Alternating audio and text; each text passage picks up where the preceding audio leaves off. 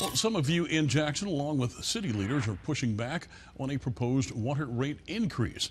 JXN Water is looking to increase water rates by nearly 12%. A federal judge hosted a public hearing today, allowing you to weigh in. 3 Side's Quentin Smith has reaction from your leaders following that hearing.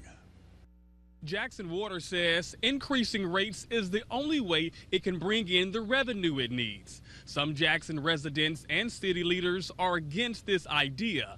However, during a public hearing, a federal judge stated that he wants more than just opposition. He's now asking them to come up with an alternate solution to help JXN Water find ways to bring in more revenue.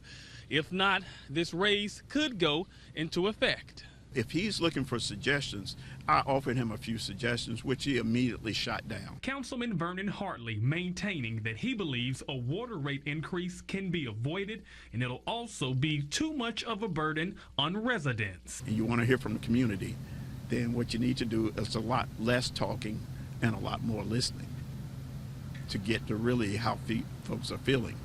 And it's important to know how they're feeling.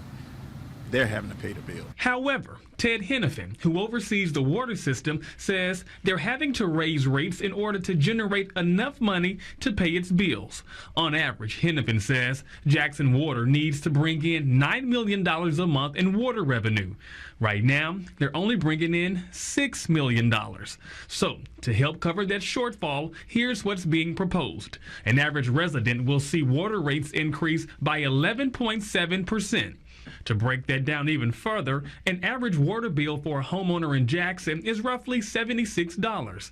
With the proposed increase, they would now pay roughly $84 a month.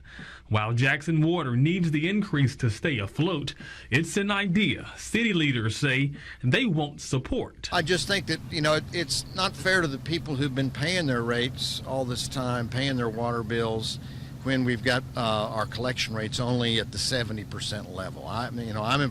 My best solution is to just improve the collection rate and do that as fast as we can. Now, at this time, the judge still has not made a decision on whether he's going to approve this rate increase.